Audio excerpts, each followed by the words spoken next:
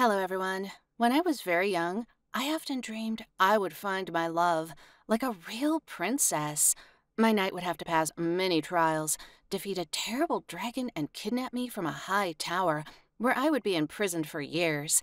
And then we would have the wedding and live happily ever after. But life isn't a fairy tale. Love can find you in the most unexpected places. Oh, yeah, excuse my manners. I'm Anna. Today, I'm going to tell you how I found my true love while I was in a coma. Sounds like a fantasy movie, huh? So, make yourself comfortable and watch this video to the end. Yeah, and don't forget to like it. Here we go. When I was born, it was clear to everyone I would grow up to be a beauty. When I was dressed up in a lush pink dress at kindergarten parties, all the adults said I looked like a doll. I had long curly hair, big blue eyes, pouty lips, and perfect facial features. My mom and dad were very proud of me. They never refused me anything. They always tried to provide me with the best things in the world. Probably that's why I grew up to be a capricious and spoiled girl. Sometimes I didn't even ask, but demanded they buy me a new dress or a toy. And the most beautiful dress and the most expensive toy. I wouldn't agree on anything less. Besides, I didn't want anyone else to have such things. When I grew up, I applied the same attitude to people. Since my family was quite well off, I didn't allow myself to be friends with anyone. Therefore, my friends were people of appropriate social and financial status. As everyone predicted, I grew up to be a very beautiful girl. Men of all ages paid attention to me. I often caught their admiring glances, and I knew for sure every guy in my school dreamed of dating me. Of course, I had a very strict selection process. Just like when I was a kid, I wanted the most beautiful and expensive. So, I liked the richest and most handsome guys only. Why? First, because I wanted a guy next to me who would be a perfect match. I wanted an athlete who would always take care of his appearance and dress with good taste. Second, my boyfriend had to invite me to expensive restaurants only, buy me some gorgeous gifts, and drive a cool sports car. After all, I deserved it. Of course, few guys could pass such a selection. Still, I had several candidates. Each of them tried to attract my attention in a special way. Flowers, an invitation to a private party, a weekend at the seaside. In the end, I chose Ethan. He seemed to me the most promising of all of them. Besides, he was incredibly handsome, and he was crazy about me. Everyone talked about us at school. We looked as if we had just stepped out from a magazine cover. I can't say I had any strong feelings for Ethan, but it was nice to be with him. He was a smart and funny guy, so I never felt bored. When my true love story happened, Ethan and I had already been dating for a year. We had a lot of things happen. We fought, broke up several times, got back together. We understood it was more profitable and more prestigious for us to be together. It was the last year of high school, and we were about to enter college or university. Or rather, Ethan was going to go to Harvard, and I was thinking whether I needed any higher education at all. Well, I wasn't going to work a day in my life, because I was sure Ethan and I would get married and he would provide for me. Our prom looked more like a scene from a teenage movie. We were in some posh mansion that had a huge swimming pool, lots of food and drinks, loud music, and a DJ encouraging everyone to dance and have fun. I really didn't like such events, but I couldn't miss it either. When Ethan and I arrived at the party, he was immediately surrounded by other girls. He even shyly flirted with them despite me being next to him. In a year, our feelings had passed. It was just the habit and benefit of being together. We understood we were a perfect match for each other. This was also what our parents wanted for us. I never loved Ethan. His behavior made me angry sometimes. We had a fight there. So I decided to leave the party. I called my personal driver to take me home. Unfortunately, we never got there. On our way back, it started raining heavily, and the driver lost control and we flew into a ditch. The last thing I remember was how our car turned over, and it was dark and cold. I don't know how much time had passed until I came to my senses. I didn't immediately understand where I was because I just couldn't move. Not a single part of my body was listening to me. I couldn't even open my eyes.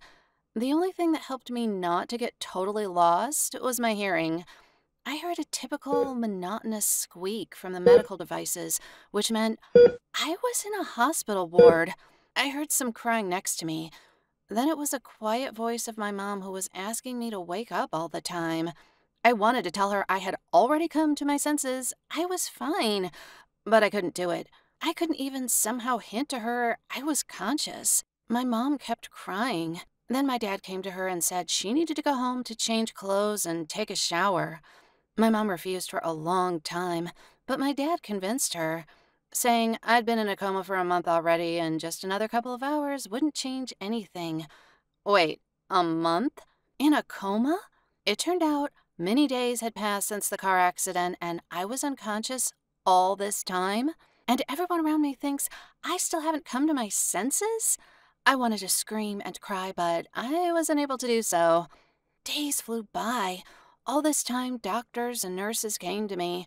They changed, put some injections, checked the equipment, and wrote down something all the time. My mom and dad came to me in the evening, and the one who used to call me his girlfriend didn't even come for a minute.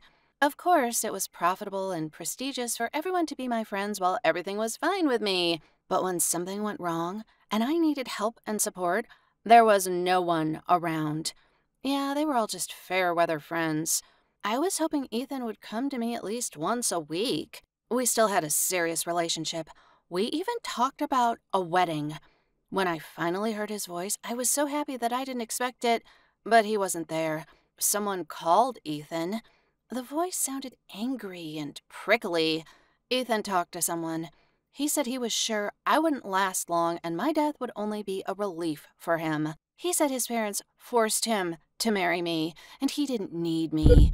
His words made me feel hurt. I was lying in a coma, and my whole life was collapsing right in front of me. I had no friends, no boyfriend. According to the doctor's conversations, I realized my spine was seriously damaged, which meant there was no guarantee I would ever be able to walk again. And what should I do when I wake up? Sometimes I thought it would be better if I didn't. When I heard an unfamiliar voice, I even got scared. The doctor was talking to some young man. The latter said he was bored lying in his room all the time, so he would be happy to sit next to me and read something to me. Maybe it would help me somehow get out of a coma.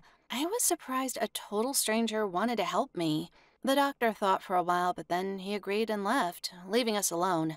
I heard the guy coming in the room. I guess he was in a wheelchair. Probably he was also recovering from an accident. The guy introduced himself. His name was Mike. He didn't tell me why he was there or what had happened to him.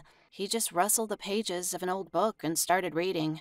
It was a Shakespearean tragedy, Romeo and Juliet. The guy had a pleasant voice, and he read with a beautiful and professional speech that calmed me down. Mike started coming to me every day. Sometimes he read books aloud. Sometimes he just told me something about his life. He told me different things. They were funny, sometimes sad, sometimes stupid. If I had been conscious, I would certainly have thanked him for all these visits, and even hugged him because he became the only joy in coma life. Mike called me Sleeping Beauty, and he often asked me to wake up because my parents were sad about it, and he wanted to meet me in person and hear my voice. I was fascinated by Mike's voice. I couldn't even imagine what he looked like, but for the first time in my life, it didn't matter to me. Mike was a wonderful person, and that was the main thing. And then Mike disappeared. He didn't come for a week. I was worried and sad. I almost cried out in despair because I couldn't ask anyone about Mike. What if something happened to him? Fortunately, a few days later, I heard the usual sound of the wheelchair, and then my favorite voice. Mike apologized for his long absence. He said he had some things to do. He called me Sleeping Beauty again, and then suddenly fell silent. There was a sound of wheels, and then I felt his breath on my face. Mike whispered, Sleeping Beauty could be saved by the prince's kiss. He said he wasn't a prince, but he could try.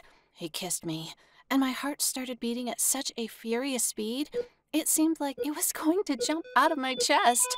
The equipment started beeping loudly. Mike got scared, called a doctor, and then I suddenly opened my eyes and took a deep breath. I saw in front of me the surprised face of a young guy about my age. That was Mike. I smiled at him, because all these long weeks I had been dreaming of finding out what the owner of the most pleasant voice in the world looked like. The doctors rushed into my room. They were very surprised, but they were happy I finally came out of the coma. I thought they would ask Mike to leave, but he just moved aside so as not to interfere with the doctors. Then he held my hand. Since then, he hasn't let it go.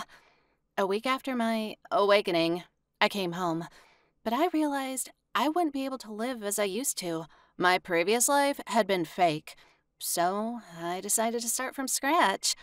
Unfortunately, my spine had been badly damaged, and I still can't walk on my own. But I'm doing the best I can to make it happen.